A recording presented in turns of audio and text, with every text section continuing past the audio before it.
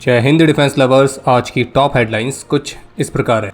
भारत के mail यूवीवी programme में 10 companies ने सबमिट करी है अपनी बिड। नेवी लिमिटेड ने टेस्ट किया गरुड़ अस्त्र। दिल्ली पुलिस ने बस्ट किया आईएसआई का एक मेजर नेटवर्क। और अमेरिका ने अपने इंडो पैसिफिक कमांड का फिर से नाम बदलकर रखा पैसिफिक कमांड।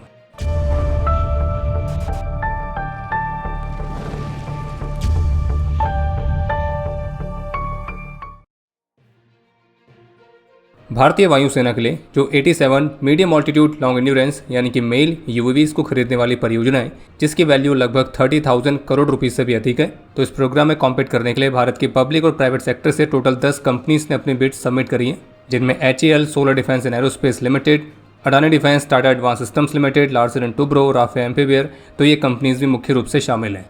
और इस परियोजना के तहत जो ये यूएवीज हैं तो इन्हें एडवांस्ड सर्विलियंस और कॉम्बैट फीचर्स से इक्विप किया जाएगा और ये रियल टाइम इंटेलिजेंस, सर्विलियंस, रिकॉनासेंस, इन सभी कैपेबिलिटीज से इक्विप्ड होंगे। और जबकि ANI की रिपोर्ट में ऑफिशियल्स के हवाले से इस बात का भी खुलासा किया गया कि योजना ये भी है कि इन्हीं ड्रोन्स में स्वदेशी मिसाइल सिस्टम्स को भी इंटीग्रेट किया जाएगा, यानी कि जरूरी नहीं है कि केवल ISR ऑपरेशंस के लिए इस्तेमाल हो, बल्कि इसके अलावा जरूरत पड़ने पर इन्हें स्ट्राइक मिशंस में इस्तेमाल करने के हिसाब से भी मॉडिफाई किया जा सकता है। इसके अलावा एक अपडेट यह है कि फाइनेंशियल ईयर 2025-26 में भारत का जो एनुअल डिफेंस प्रोडक्शन है तो वो ₹1.78 लाख करोड़ रुपीस तक पहुंचा है, जो कि अपने ऑल टाइम हाई पर है।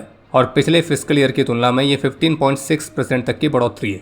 और इस टोटल एनुअल डिफेंस प्रोडक्शन में से 76% के लिए भारत के डिफेंस PSUs मुख्य रूप से जिम्मेदार हैं, जबकि प्राइवेट सेक्टर का योगदान 24% का है। कुछ ऐसी मीडिया रिपोर्ट्स देखने को मिली हैं जिनमें क्लेम किया गया है कि भारत की जो स्वदेशी अरुध्रा रडार है तो उसने एक AI powered air defence simulation के दौरान एक सिमुलेटेड F-35 स्टेल्थ फाइटर को भी डिटेक्ट और ट्रैक करके दिखाया था। और जो डेटा है उसे रियल टाइम थ्रेट एनालिसिस और एंगेजमेंट प्लानिंग के लिए एयरफोर्स के IACCS नेटवर्क में फीड किया गया था। लेकिन प्रश्न यह है कि भारत की जो स्वदेशी अरुध्रा रडार है तो क्या वो वाकई में F-35 जैसे स्टेल्थ एयरक्राफ्ट को डिटेक्ट कर सकती है? जो अरुध्रा है वो एक 4D multi function faced array radar है और ऑफिशियल्स के मुताबिक इसकी जो डिटेक्शन रेंज है वो 400 किलोमीटर्स तक है और ये लगभग 300 किलोमीटर्स की दूरी तक उन एरियल ऑब्जेक्ट्स को भी डिटेक्ट कर सकती है जिनका radar cross sectional area 2 square metres तक का है।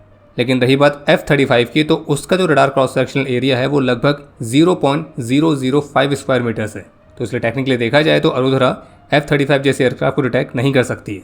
बाकी मीडिया रिपोर्ट्स में जो क्लेम किया जा रहा है कि AI एयर डिफेंस सिमुलेशन में F-35 को इसने डिटेक्ट करके दिखाया था, तो वो किस कंडीशन में था इसको क्लियर नहीं किया गया है। खैर, बाकी इसके अलावा एक और अपडेट है कि अभी हाल ही में जो भारत शक्ति की तरफ से इस बात को खुलासा किया गया था कि इस वर्ष मई के महीने में जो इजरायली रॉकेट के टेस्ट हुए थे, जिसमें से 4 में से एक टेस्ट में इजरायल का जो 300 किलोमीटर के रेंज वाला जो रॉकेट है तो 15 किलोमीटर से भी कम के डिस्टेंस पर जाके बिखर गया था। और ये वही रॉकेट्स हैं जिनके लॉन्चर भारत में बनाए जा रहे हैं और उनका नाम है सूर्यास्त्र। और जैसे कि नेवी लिमिटेड की तरफ से कहा गया है कि वे इन रॉकेट्स का भी स्वदेशीकरण करेंगे। लेकिन भारत शक्ति की इसी रिपोर्ट पर अब नेवी लिमिटेड की तरफ से इस पर ऑफिशियल स्टेटमेंट देखने को मिली है, जिसको उन्होंने ऑब्वियसली इन सभी आरोपों को खारिज किया है, इनको मिसलीडिंग एलिगेशंस बताया है और ये भी कंफर्म किया है कि जो सूर्यास्त्र रॉकेट लॉन्चर सिस्टम है तो उसने आर्मी के परचेस ऑर्डर के अनुसार सभी रिक्वायरमेंट्स और स्पेसिफिकेशंस को पूरा किया है। और ये भी कहा है कि ये इंडिजनाइजेशन है, कोई स्क्रू ड्राइवर गिरी नहीं है और इसको केवल असेंबली का काम बताना भारतीय इंजीनियरों, हमारे प्राइवेट डिफेंस सेक्टर और हमारी आर्म फोर्सेस के ऑपरेशन रिक्वायरमेंट्स का सीधा अपमान है। और आगे ये भी लिखा गया कि जो नेवी लिमिटेड है वो एक सच्ची आत्मनिर्भरता के प्रति अपनी प्रतिबद्धता पर अडिग है। और उन्होंने ये भी लिखा है कि वे भारत शक्ति को एक औपचारिक नोटिस भी भेज रहे हैं और इन गलत और दुर्भावनापूर्ण बातों को तुरंत सुधारने की मांग कर रहे हैं। और नेवी लिमिटेड का ये कहना है कि सूर्यास्त्र सिस्टम ने 18 और 19 मई को इंटीग्रेटेड टेस्ट रेंज पर सफलतापूर्वक एक रिगरस टेक्निकल इवैल्यूएशन को कंप्लीट किया था। और उनका ये कहना है कि दोनों ही वेरिएंट्स ने बिल्कुल फ्लॉलेसली परफॉर्म किया था। जो 150 किलोमीटर रेंज वाला रॉकेट है उसने 1.5 मीटर की CEP को डेमोस्ट्रेट किया था। जो 300 किलोमीटर रेंज वाला है उसने 2 मीटर की CEP को। दिल्ली पुलिस ने पाकिस्तान की ISI से डायरेक्ट लिंक रखने वाले एक इंटरनेशनल आतंकी नेटवर्क को डिसमेंटल किया है और इसमें इसके 7 ऑपरेटिव्स की गिरफ्तारी भी की गई है और जिनका कनेक्शन पाकिस्तान बेस्ड आतंकी शहजाद भाटी और उसके एसोसिएट अजमल गुज्जर के साथ है। और इन 7 ऑपरेटिव्स के नाम हैं सबीर, करणवीर सिंह, अनस त्यागी, जतन, मोहित, आरिफ और दीपक। और गिरफ्तारी के दौरान इनके पास से 5 sophisticated semi automatic pistols, 41 live cartridges, 7 mobile phones और जिसमें शहजाद भाटी और अजमल गुज्जर के साथ उनके चैट्स और वॉइस नोट भी शामिल हैं, एक स्कॉर्पियो व्हीकल और कई सारे बैंक अकाउंट्स की डिटेल्स भी बरामद की गई हैं जो कि वेपन्स और ड्रग्स की सेल के लिए ट्रांसफ़र के लिए इस्तेमाल की जाती थी। और इस बात के भी संकेत मिले हैं कि इन्होंने भारत में कुछ टारगेट्स की सर्विलेंस करी थी और एक कुछ पोटेंशियल आतंकी हमले की तैयारी भी कर रहे थे। और ये पूरा मॉड्यूल एक क्रॉस बॉर्डर टेरर नेटवर्क से जुड़ा हुआ है, जिसमें सोशल मीडिया के माध्यम से मेंबर्स को रिक्रूट भी कर रहे थे। और अथॉरिटीज़ ये भी मान रही हैं कि इस ग्रुप की योजना में सिक्योरिटी पर्सनल और स्ट्रेटेजिक टारगेट्स पर हमला करना भी शामिल था। और अब इनके फंडिंग चैनल्स, इनके फॉरेन हैंडलर्स और अन्य आतंकी मॉड्यूल के साथ इनके लिंक, तो उसकी जांच भी चल रही है। यूएस के डिफेंस डिपार्टमेंट ने अपने सबसे पुराने और सबसे लार्जेस्ट मिलिट्री कमांड का नाम बदला है और इसे इंडो पैसिफिक कमांड से अब दोबारा पैसिफिक कमांड कर दिया गया है। और अब इंडो पैसिफिक कॉन्सेप्ट और क्वाड ग्रुप्स पर यूएस की प्रतिबद्धता पर प्रश्न उठ रहे हैं। और यूएस के इस एक्शन पर भारत के मिलिट्री वेटरन्स की तरफ से प्रतिक्रिया देखने को मिली है।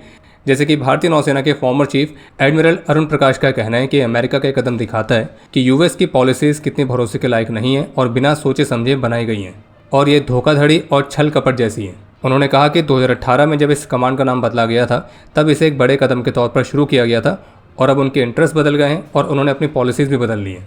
जानकारी के लिए आपको बता दें कि 2018 में ही यूएस ने अपने इस कमांड का नाम इंडो पैसिफिक कमांड रखा था और उसके माध्यम से यूएस ने 3 बड़े मैसेज दिए थे।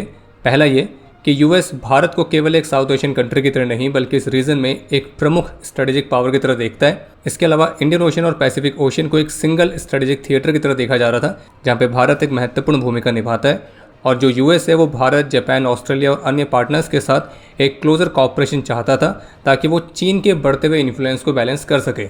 और अब वापस से यूएस ने अपने इस कमांड का नाम पैसिफिक कमांड कर दिया है और इसको लेकर जो सबसे बड़ा आर्ग्यू है वो ये कि किस तरह से जो अमेरिका की स्ट्रेटेजिक मैसेजिंग है, जो उसकी प्रायोरिटीज़ हैं, वो अब एकदम से शिफ्ट हो गई हैं।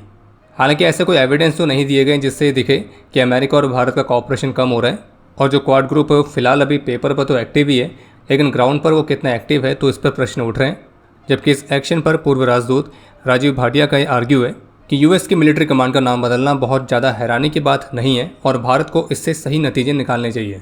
और जबकि farmer foreign secretary Nirupama Menon Rao, तो उनका ये मानना है कि चाइना फैक्टर भारत और अमेरिका को करीब तो लाया, लेकिन ये रिश्ते को बनाए रखने के लिए काफ़ी नहीं था। और उन्होंने कहा कि इंडो पैसिफिक कॉन्सेप्ट को ज़रूरत से ज़्यादा बढ़ा चढ़ाकर पेश किया गया था।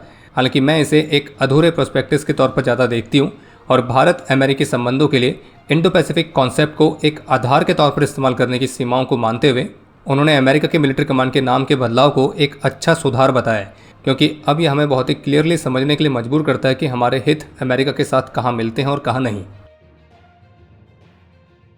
16 जून को बैंकॉक में भारत और थाईलैंड के बीच 10th डिफेंस डायलॉग को कंडक्ट किया गया था और साथ ही दोनों देश इस बात के लिए सहमत हुए हैं कि वे मैन्युफैक्चरिंग, रिसर्च, इनोवेशन और कैपेबिलिटी डेवलपमेंट, तो इन क्षेत्रों में अपने बीच के कोलैबोरेशंस को और मजबूत करेंगे।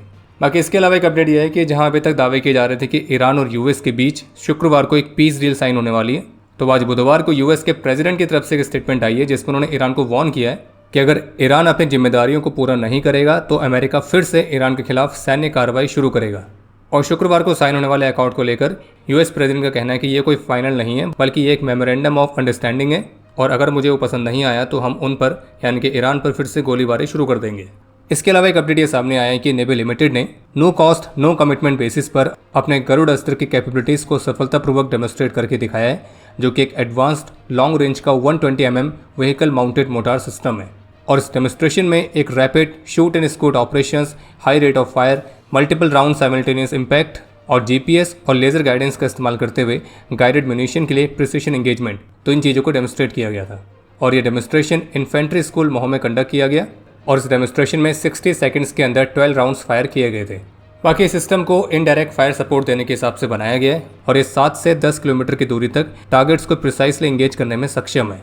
लेकिन रिपोर्ट्स के मुताबिक ये भी कोई ऐसा स्वदेशी सिस्टम नहीं है, बल्कि इसे इजरायली फर्म के ही पार्टनरशिप के साथ भारत में नेवी लिमिटेड द्वारा बनाया गया है और ये ओरिजिनली इजरायली फर्म एल्बिट का 120 mm का मोटार सिस्टम का इंडियन वेरिएंट है।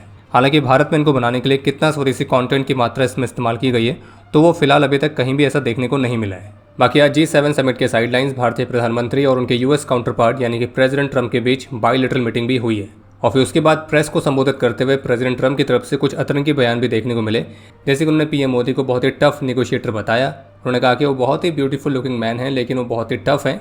जबकि पीएम मोदी ने भारत के सेलर्स की सुरक्षा वाले इश्यूज़ को भी उठाया था और ये भी कहा था कि स्ट्रेट ऑफ हॉर्मुज़ का ओपन होना ग्लोबल इकोनॉमी के लिए बहुत ज़रूरी है। जबकि यूएस प्रेसिडेंट की तरफ से एक स्टेटमेंट ये देखने को मिली जिसमें उनका कहना था कि अगर कभी भी भारत पर कोई हमला हुआ तो अमेरिका भारत की मदद के लिए हमेशा रहेगा, भले ही हमारे बीच कोई रिटर्न एग्रीमेंट ना हो। और इसे जॉइंट प्रेस ब्रीफिंग में प्रेसिडेंट ट्रंप ने क्लेम किया कि उन्होंने 8 वॉर रुकवाए हैं, लेकिन इस बार एक खास चीज़ ये देखने को मिली कि हर बार जो वो स्पेसिफिकली मेंशन करते हैं कि उन्होंने भारत पाकिस्तान का युद्ध रुकवाया, तो इस वाली स्टेटमेंट में उन्होंने इस बात को मेंशन नहीं किया। बस ये कहा था कि मैंने 8 वॉर रुकवाए हैं। बाकी एक और अपडेट है कि भारत और यूके की जो ट्रेड डील है वो 15 जुलाई से लागू होगी। और अब समय है आज के इतिहास का। आज के दिन 2019 में जम्मू कश्मीर में अपने अदम्य साहस और वीरता का परिचय देते हुए मेजर केतन शर्मा वीर गति को प्राप्त हुए थे। आज के दिन 1998 में जम्मू कश्मीर के पुंछ में अपने अदम्य साहस और वीरता का परिचय देते हुए मेजर रोहित शर्मा ने अपना सर्वोच्च बलिदान दिया था और इन्हें मरणोपरांत शौर्य चक्र से सम्मानित किया गया। आज के दिन सन 2000 में जम्मू कश्मीर में ही अपने अदम्य साहस और वीरता का परिचय देते हुए मेजर प्रदीप आर तत्वाड़े वीर गति को प्राप्त हुए थे और इन्हें मरणोपरांत कीर्ति चक्र से सम्मानित किया गया। आज के दिन 2003 में असम में मेजर इंद्रजीत सिंह बब्बर वीर गति को प्राप्त हुए थे और इन्हें मरणोपरांत कीर्ति चक्र से सम्मानित किया गया। आज के दिन 1997 में जम्मू कश्मीर के अनंतनाग में मेजर सुखविंदर जीत सिंह रंधावा ने अपना सर्वोच्च बलिदान दिया था और इन्हें मरणोपरांत कीर्ति चक्र से सम्मानित किया गया। आज के दिन 1995 में 3 असम राइफल्स के राइफलमैन हनुमान राम और 2018 में 40 असम राइफल्स के हवलदार फतेह सिंह नेगी ने अपना सर्वोच्च बलिदान दिया। और आपके लिए आज का प्रश्न है, भारतीय सेना द्वारा इस्तेमाल किए जाने वाले किसी एक ऐसे वेपन सिस्टम का नाम बताइए जो कि पूरी तरह से भारत में स्वदेशी तौर पर बनाया गया है। और अब समय है आज के टॉप 3 कमेंट्स का, जो ये रहे आपकी स्क्रीन पर।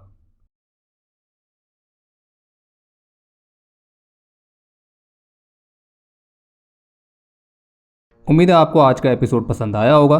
पसंद आया तो वीडियो को लाइक करना ना भूलें। आपके कोई भी सुझाव या सवाल हो तो उसके लिए कमेंट सेक्शन ओपन है। और अगर आप डिफेंस रिलेटेड और भी एक्सक्लूसिव कंटेंट में दिलचस्पी रखते हैं तो आज ही प्ले स्टोर से डिफेंस स्क्वाड की सुपर ऐप को डाउनलोड करना ना भूलें। और अगर आप चैनल पर पहली बार आए हैं तो squadron.in पे जाके हमारे नए डिज़ाइंस को भी चेकआउट जरूर करें।